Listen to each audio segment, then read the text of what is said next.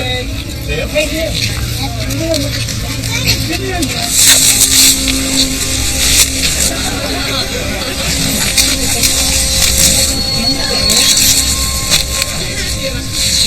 I'm looking at one of the most striking and instantly identifiable animals in the world.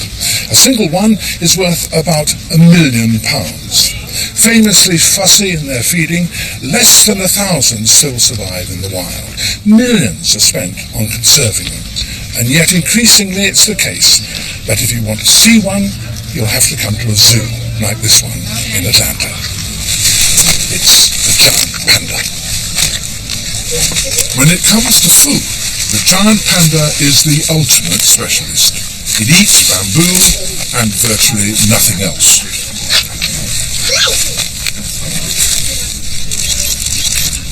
Not many animals can live on such a diet. Bamboo is tough, fibrous, and very indigestible. With no competition, pandas thrived until the bamboo forests in their native China started to disappear. Then, with no other food to fall back on, their population crashed. So, the giant panda lives its life on the edge. But there are other feeding strategies. Instead of being a specialist, you can be a generalist, an omnivore, prepared to eat pretty well anything that you can find, animal or vegetable. And that strategy has led to some animals that are the most successful and charismatic of all. So what does it take to be an omnivore? And who are they?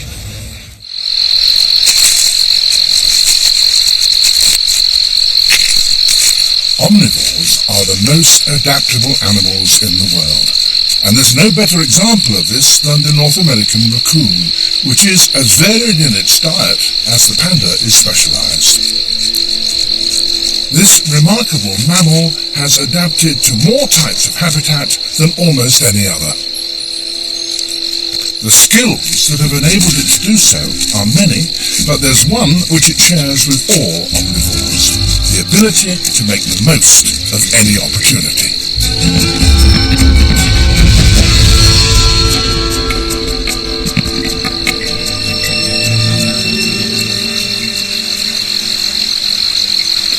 The raccoon owes much of its success to its inquisitive nature, but it also has a special trick up its sleeve: extremely sensitive hands.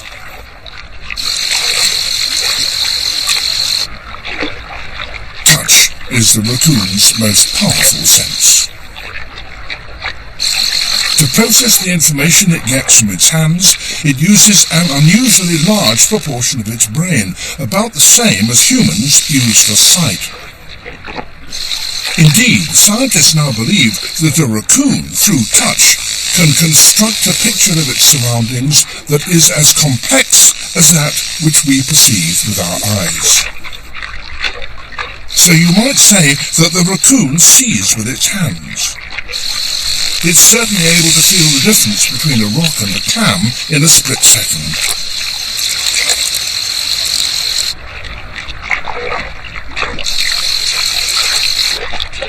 If it touches a crayfish, which is armed with powerful pincers, then this second sight is clearly very valuable.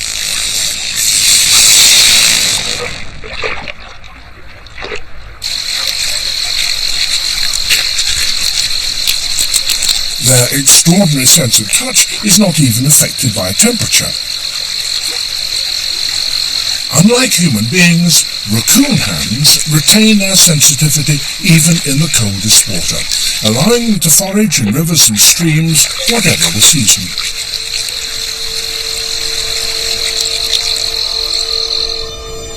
Raccoons have been around for nearly 2.5 million years. But the first opportunists appeared much earlier than that.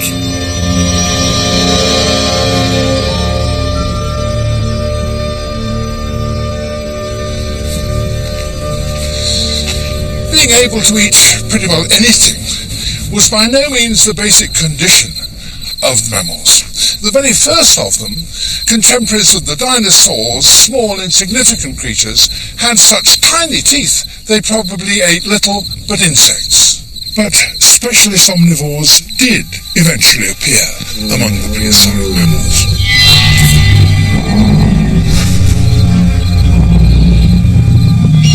One lived here in South Dakota, though then, of course, the climate and the vegetation was very different. It's called Dinohyus, and some experts have likened it to a kind of killer warthog. This animal was as big as a rhino. It had a large hairy crest running down its spine, a long snout, and a formidable set of teeth.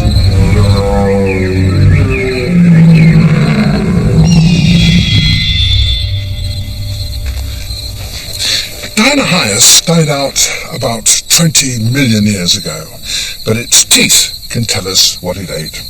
At the back, it had massive, flat molars that could grind up almost any kind of vegetation.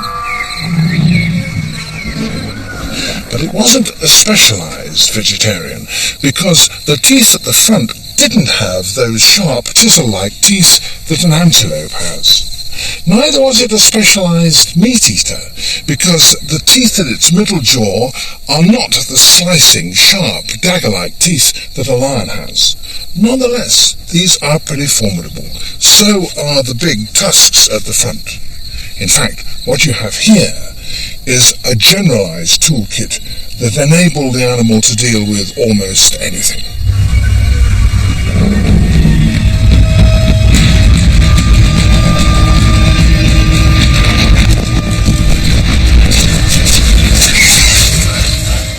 Dinohyus may be extinct, but teeth like these are typical of all living omnivores today.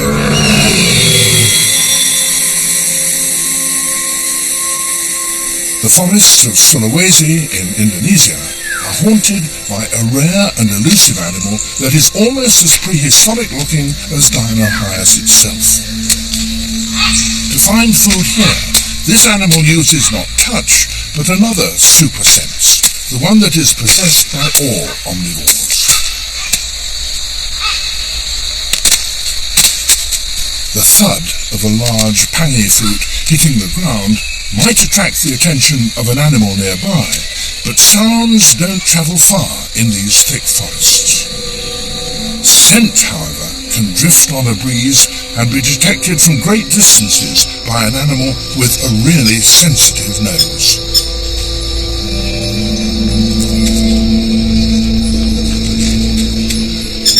And this creature certainly has that.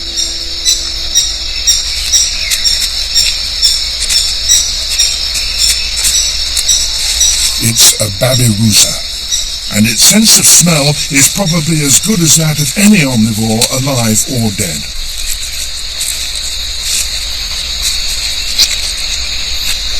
There are several of them here, attracted by the smell of the ripe pangy. Males have bizarre teeth in their top jaw that grow upwards right through the flesh of its snout. The size of these tusks is a good indicator of strength, so they determine who gives way to whom.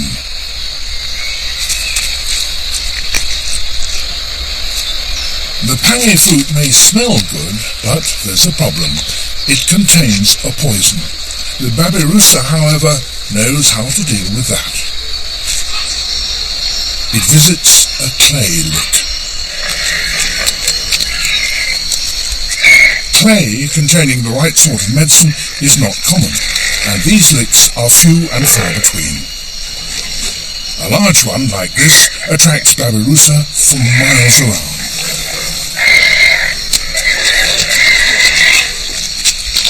These are the only places where this rare animal is ever seen in any numbers. The clay contains a particular mineral which helps to neutralize the toxins in the pangy. Babirusa, like most omnivores, live in relatively small groups, for they specialize in picking up odd bits and pieces, which seldom occur in sufficient concentration to sustain a herd. So the clay lake for the Babirusa is a time when individuals that otherwise lead relatively lonely lives get to know one another. Young males get a chance to test their strength.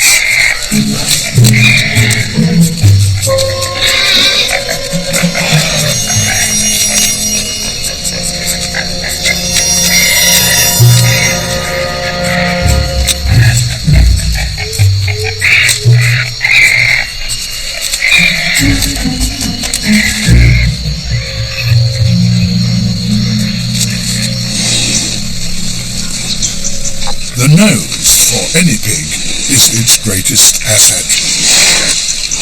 A multi-purpose tool which not only locates food, but digs it up as well.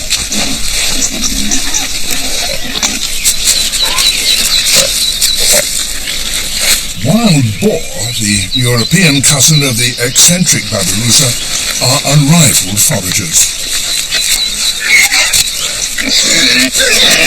They are the least fussy of feeders. Worms make a tasty snack, but pigs know very well that there's plenty of other food here. It's just a question of finding it.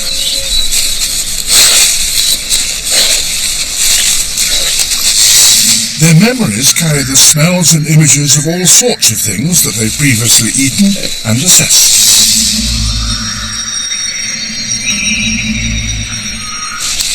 Keeping an open mind means that nothing will be overlooked.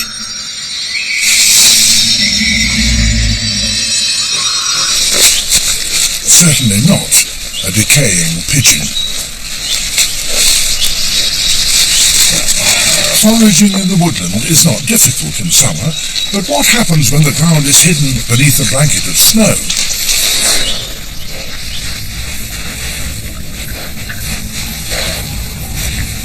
Food is now very scarce. The carcass of an animal killed by the hardships of winter is a valuable prize, but the pigs must still continue foraging in the normal way if they're to maintain their strength. They're not just ploughing through the snow at random, they're still guided by their nose, for smell travels through snow.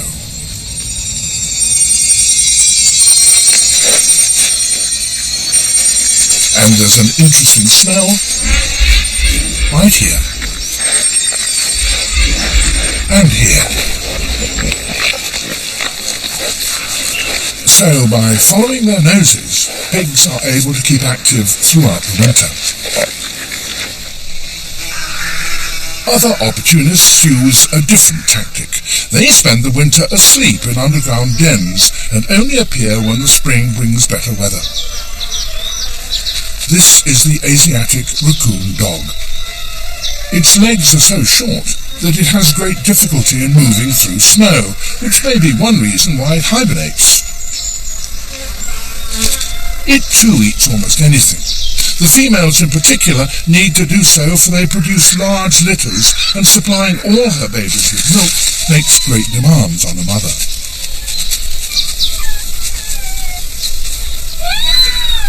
She's produced 15 pups.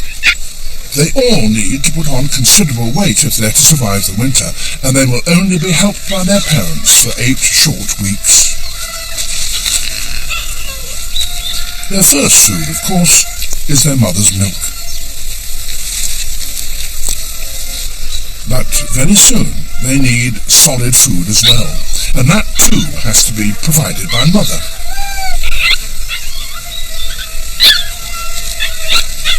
While she goes off to forage, the male stays behind to look after the pups. Surprisingly, given the size of his family, he does virtually nothing to help feed them.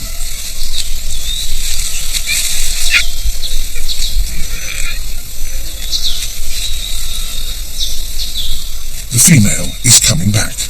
She's caught a small rodent. Unlike many canids, raccoon dogs do not regurgitate food for their babies, and since mouths hold less than stomachs, this clearly limits the amount of food that she can bring back on any one journey. As a consequence, she has to provide her cubs with milk for twice as long as any other dog does.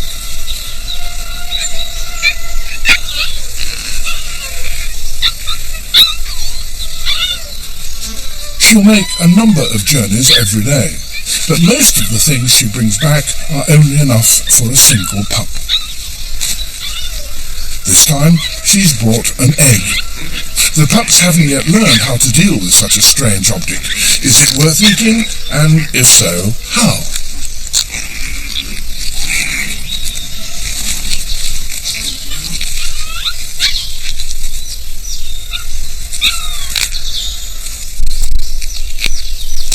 Yes, it is. And the pups won't forget.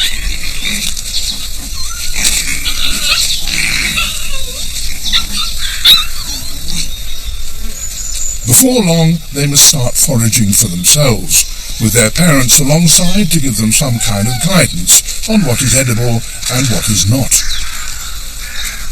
They don't always get it right.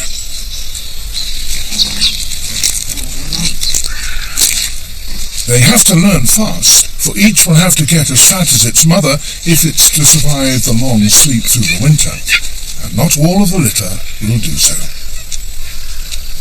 Raccoon dogs store food as fat, but another omnivore has a different tactic.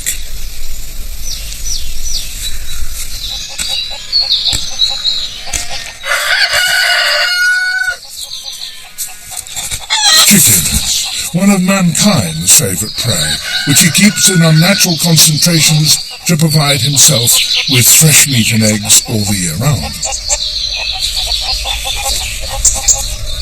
In farmyards like this, chickens are easy targets for any opportunist determined enough to find his way in.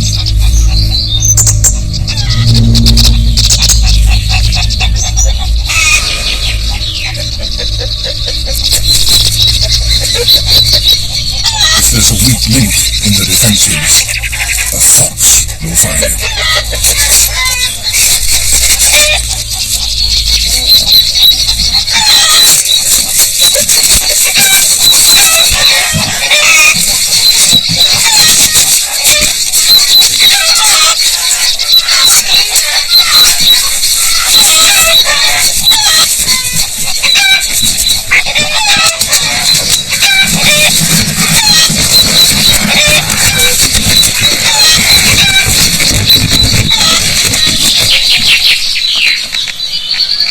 Foxes are frequently blamed for killing more than they need, but do they really deserve such a bloodthirsty reputation?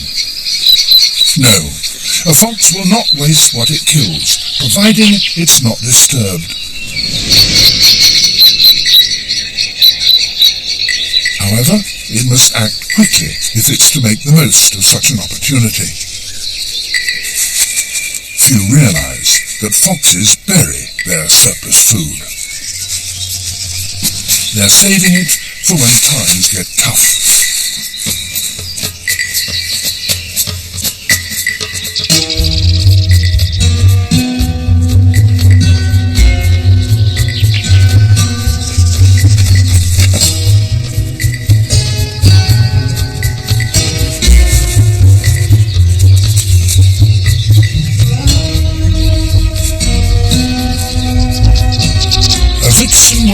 Carcasses all over her territory. Later, she will use her memory and her keen sense of smell to find them again and dig them up. The fox is not a wanton killer, but an intelligent opportunist who thinks ahead.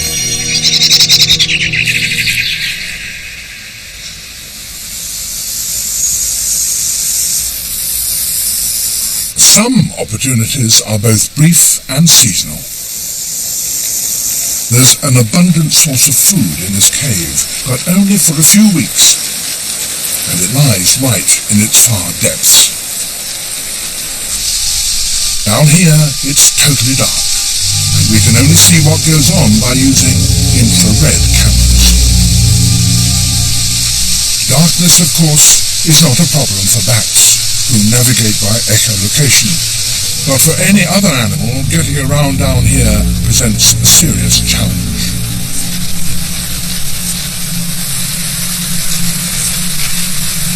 And there's another major obstacle. The droppings produced by the vast assemblage of bats creates an atmosphere thick with ammonia and fungal spores that can be fatal to those that inhale them. This guano, accumulating on the floor of the cave, sustains more than fungus. There's a living carpet of flesh-eating beetles and their larvae, which together make short work of anything they can get hold of. In fact, this is about as hostile an environment as you will find anywhere on the planet. Yet that doesn't deter a particularly enterprising and unfussy opportunist, the skunk. Indeed, skunks seem almost at home here. They even indulge in a little courtship, as can happen when a male blunders into a female in the pitch dark. But what is it that tempts them down into this repellent place? The answer is baby bats. At this age, they're unable to fly, and in such a jostling crowd, many lose their footholds and fall.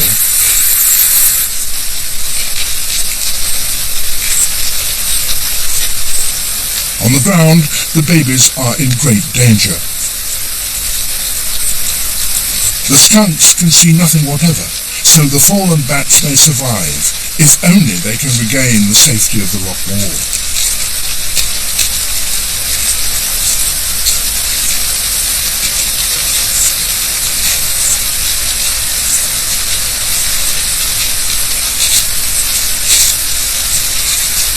But so many bats fall that the skunks are likely to blunder into quite enough to make their visit worthwhile.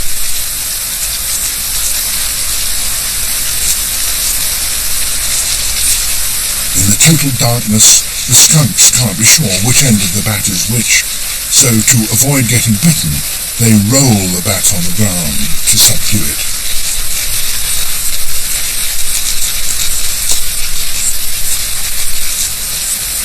It's not just the skunks that make the most of this macabre seasonal offering. The touchy-feely raccoons are here too. In fact, it might seem to be just the place for an opportunist that can see with its hands. Exactly which scents the skunks and raccoons use to find the bats in the pitch-black cave, no one really knows. Smell seems unlikely, given the overpowering stench of ammonia here. And how could a skunk or a raccoon possibly hear the distress calls of a single baby bat above the deafening squeaks of several million others?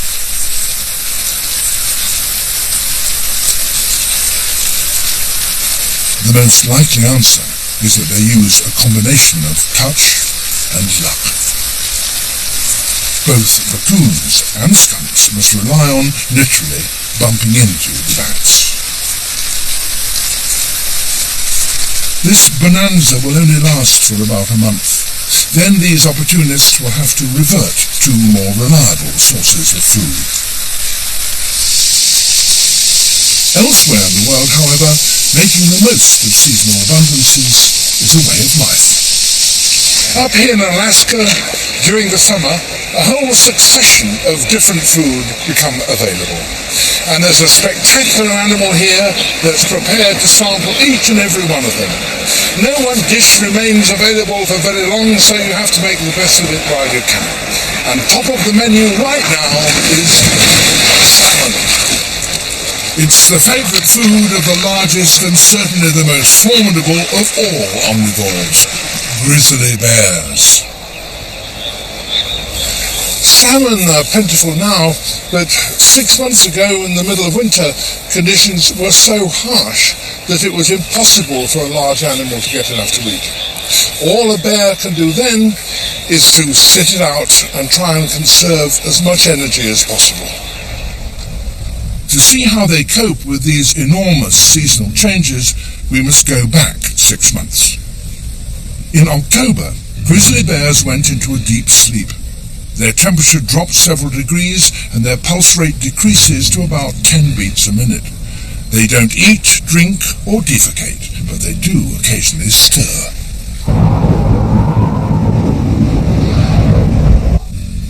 During hibernation, a bear burns up almost 1 million calories, virtually emptying its energy reserves.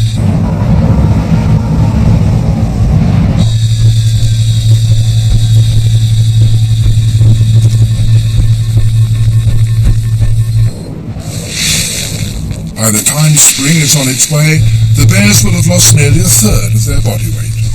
To avoid starvation, they must now find food, and quickly.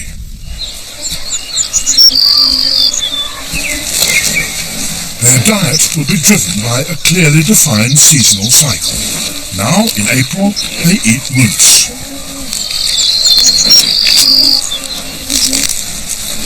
Roots are followed by grass. It's easy food, but they will quickly move on to the next course if something really big shows up.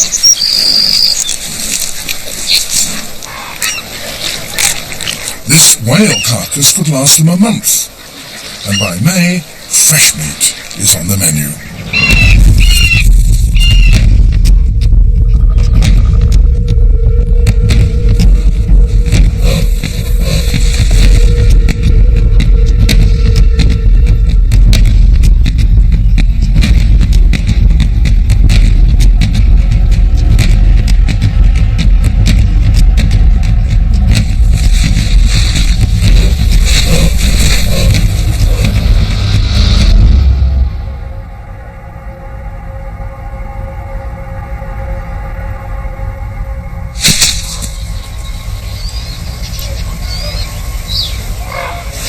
Midsummer, and they're back on the salmon.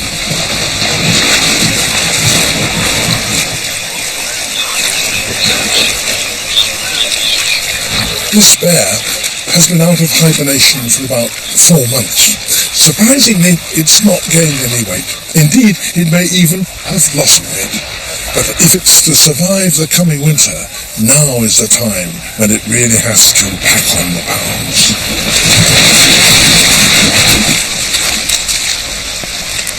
Salmon, one of the most important sources of food for bears, is now available in quantity as the fish migrate in thousands up the rivers to spawn.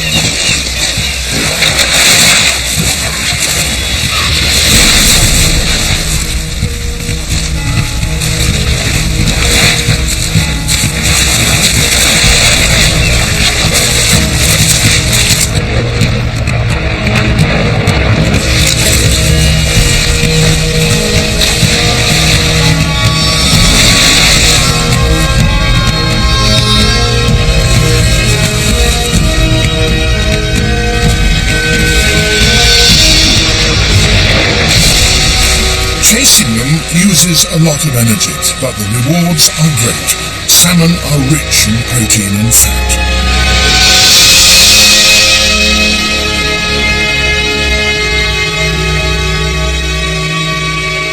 So valuable is this source of food that a bear that hasn't caught a salmon of its own will spend considerable energy in trying to steal someone else's.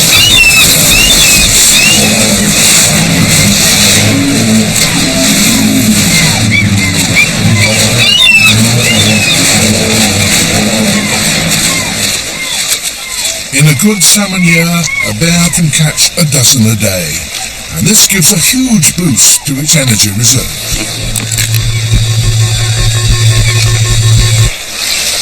But it's not just about numbers.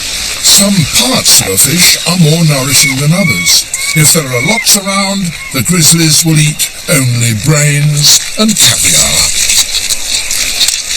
This behavior piles on even more calories.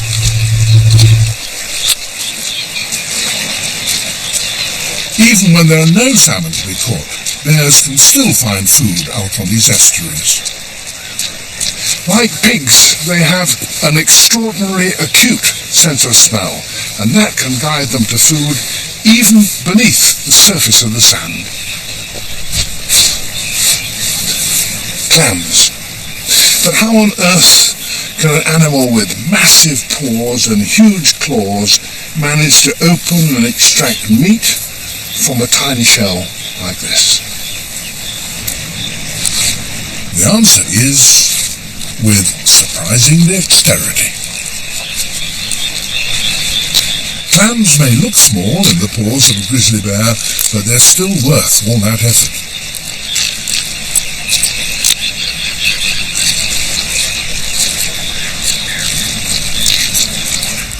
Early autumn, 2 months to go before hibernation, and the bear's appetite steps up a gear. A seasonal change in the bear's physiology now allows them to eat continuously without ever feeling full, a huge advantage during the berry season.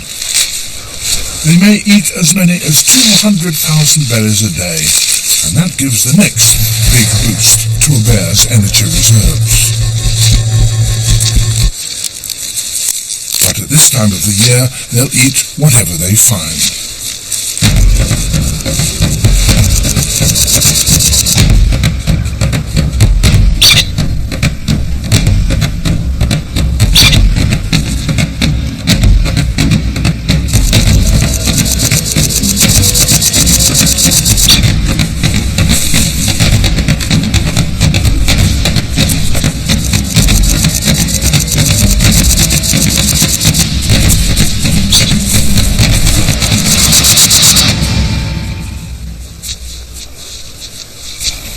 After 3 months of counting calories, they're back in shape.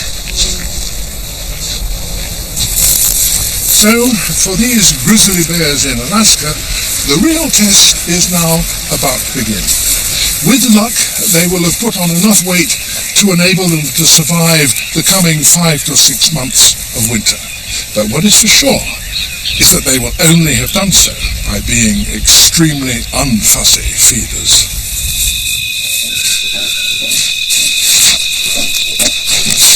The lifestyle of a generalist may seem a good strategy, but from an evolutionary perspective, there's always the temptation to specialize. In India, there's another bear happy to tackle anything remotely edible that it comes across, but that is only for half the year. This bear, the sloth bear, has started down the road to specialization. Inside this mound of clay lies a huge quantity of food, and the sloth bear has just the right equipment to collect it.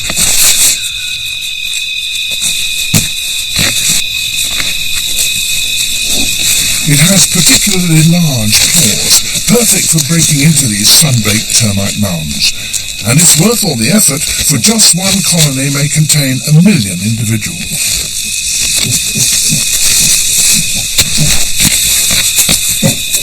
The termite's first line of defense has been broken. Faced with such a large and destructive predator, there's little that the soldier termites can do to drive the bear away. As the termites swarm over their smashed mound, the bear hoovers them up.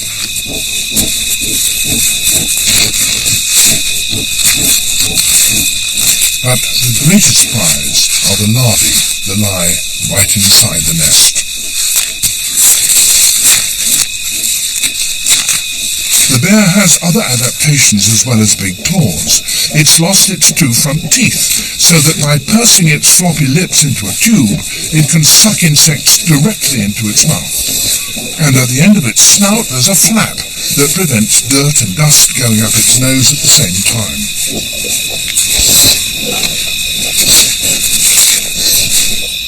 But the sloth bear may be heading for danger, the same danger that may before long exterminate its cousin, the giant panda.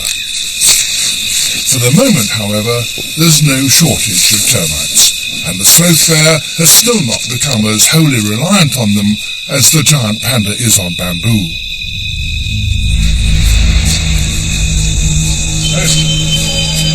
Just as humans have had an impact on the giant panda and its food, so they have on the sloth bear.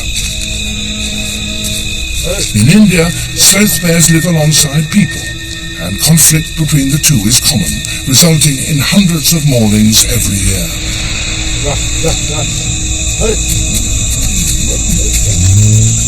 So during the day, bears here must take refuge in areas not used by people.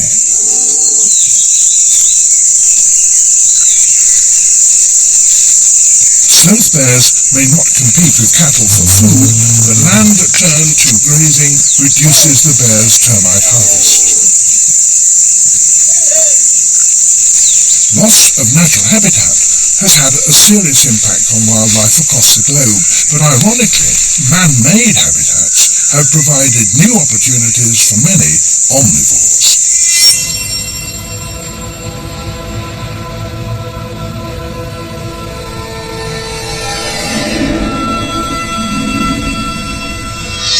The modern city, a seemingly sterile world of concrete, steel and glass.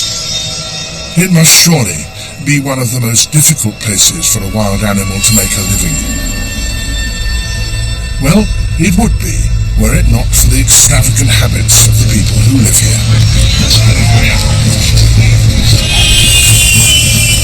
The largest cities may contain more than 10 million human inhabitants, and where there are people, there is food. Lots of it. A city this size produces around 10,000 tons of waste a day, and if the residents are not to drown in a morass of leftovers, it all needs to be cleaned up, continuously.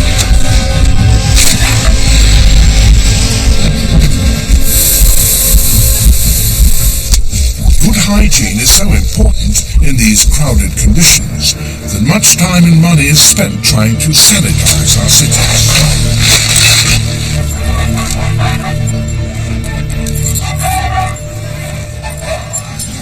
But it isn't easy to wipe away the evidence of food, not completely anyway. To an animal with an acute sense of smell, food stands out. Everything else seems grey by comparison. We may not notice the scraps left behind, but what's not taken away can become an opportunity for others. Under the partial cover of darkness, a familiar face materializes. Raccoons have found our cities very much to their liking. Their great climbing skills not only enable them to find shelter in roofs and chimney breasts during the day, but also to move with ease in all parts of this complex environment, a fact recorded by city security cameras every night of the year.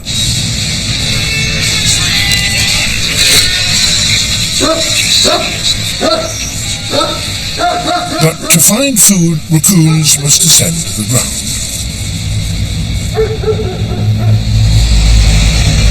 They're bold and intelligent animals and negotiate the dangers of the road as confidently as human pedestrians do. Indeed, city raccoons are significantly less likely to be hit by a car than their country cousins, who get less experience in judging the speeds of vehicles.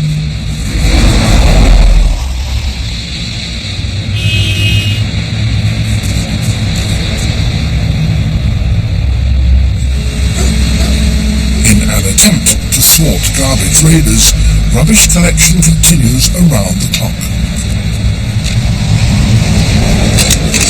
But raccoons are quick to take advantage of any opportunities. If there's food around, they'll find it.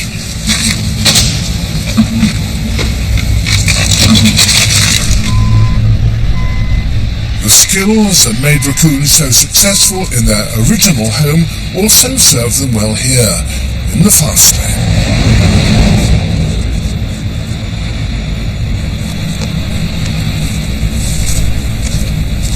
The inquisitiveness they showed when looking for food on the forest floor now leads them to rich pickings.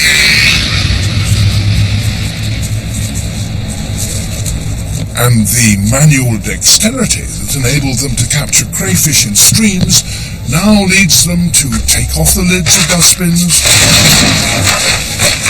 and winkle morsels from jars, boxes and tins.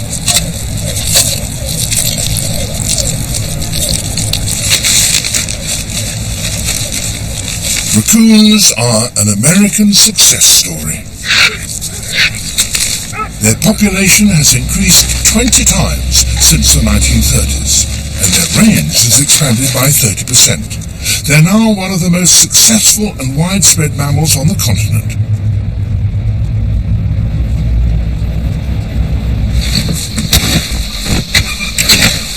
The biggest opportunists of all have a slightly less subtle approach.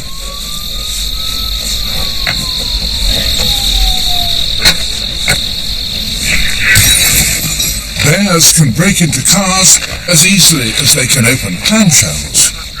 It takes more effort, but the rewards can be huge.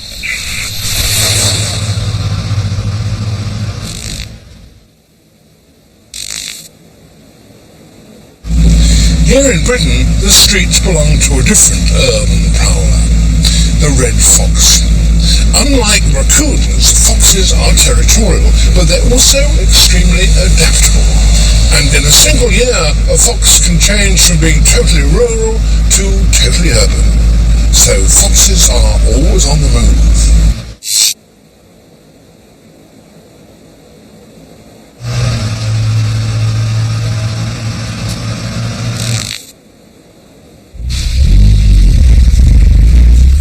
If I were to explore these city streets for just a few hours, I'd almost certainly see more foxes than I would in a whole year of walking in the countryside. Indeed, cities like this can support 10 times as many foxes as a similar area in the country. And foxes have one other thing going for them, at least here in Britain, their popularity. Surveys regularly show that the red fox is among the nation's most favourite mammals, and that's a fact that foxes have been quick to exploit.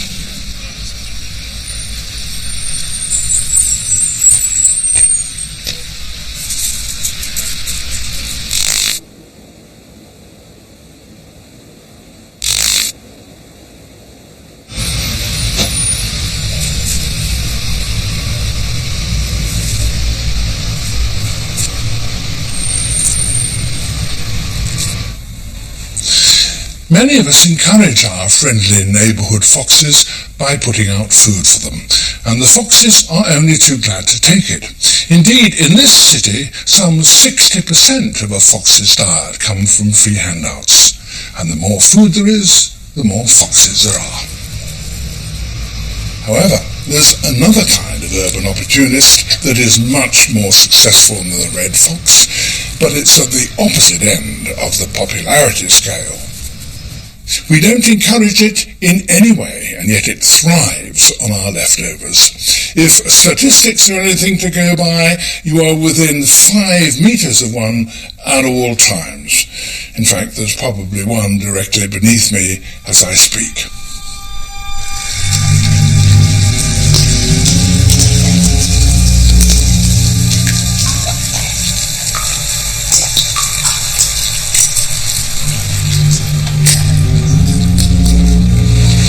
Warm water emptying from baths and washing machines and sluicing into the network of sewers beneath our homes creates a surprisingly stable and temperate environment.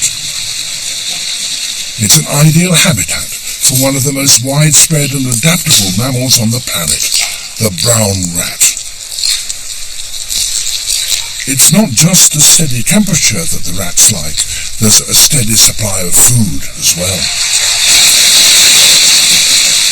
Scraps flushed down the sewers enable a rat to spend its entire life here, though, contrary to popular belief, there's seldom enough food to support swarms of rats.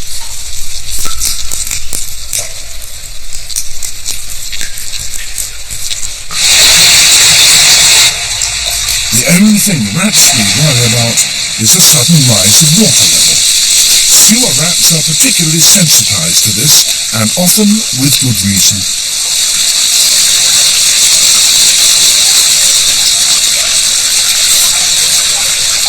Her nest is in danger of flooding, but fortunately she knows a safer place to take her babies.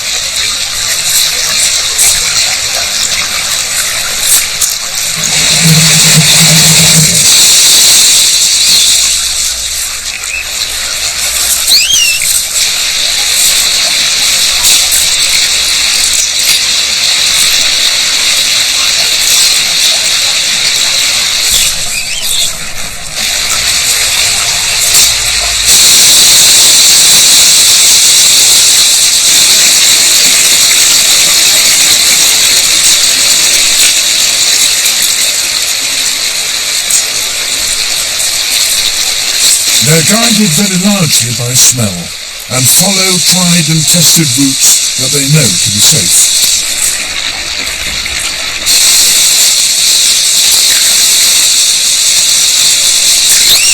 Moving 6 youngsters under such conditions seems a hard task, but rats are resilient creatures, a characteristic that makes them well suited to living in these very unnatural surroundings.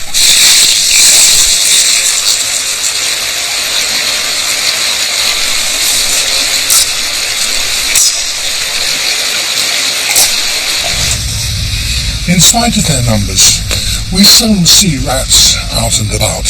But we all know they're there, eating our food and probably spreading disease. So we wage war on them with traps and poison. But what happens when rats are allowed to live unchecked in a human society?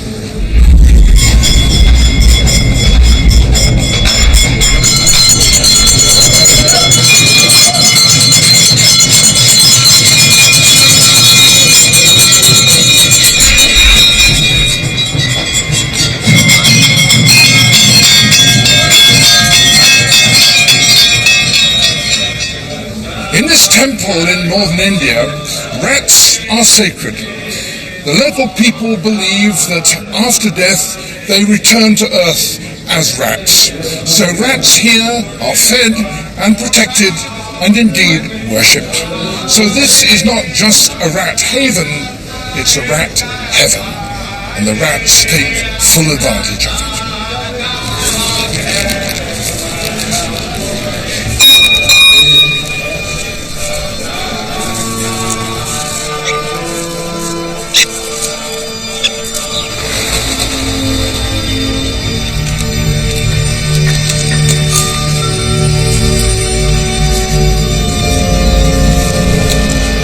Wild rats are nocturnal, but not here.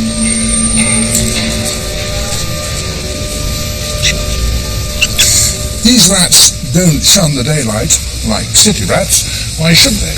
There's nothing to harm them here, and there's plenty of food. And as a result, they swarm in great numbers. Colonies in the wild, which grow to be about 600 strong, normally then break down and divide. But here, their population has stabilized at around 6,000.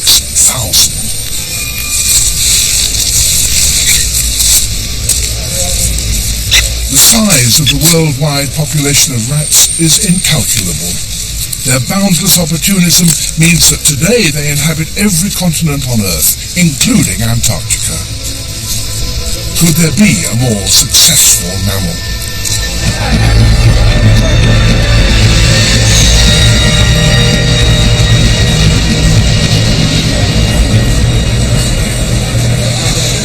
Well, yes, us, the human species, we are the ultimate demonstration of just how successful a mammal can be that is prepared to eat pretty well anything.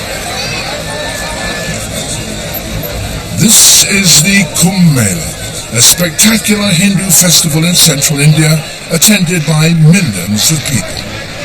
It's the largest gathering of people for a common cause ever seen in the history of the world. Over 2 weeks, this temporary city on the banks of the Ganges will shelter a staggering 100 million people. Since they're Hindus, most are strictly vegetarian, but across the world they seem to be able to thrive whatever the diet, whether it be one dominated by lentils and rice or by hamburgers. We have learned how to create our own food resources so that our population is no longer limited by the quantity of food that occurs naturally. That development enabled us first to dominate the earth and eventually to overrun it. But an essential key to our success has been the one that we share with rats and raccoons and bears and foxes. An adaptable nature and an ability to seize an opportunity when we see it. In fact, you might say that it's not the meek that have inherited the earth, but the opportunists.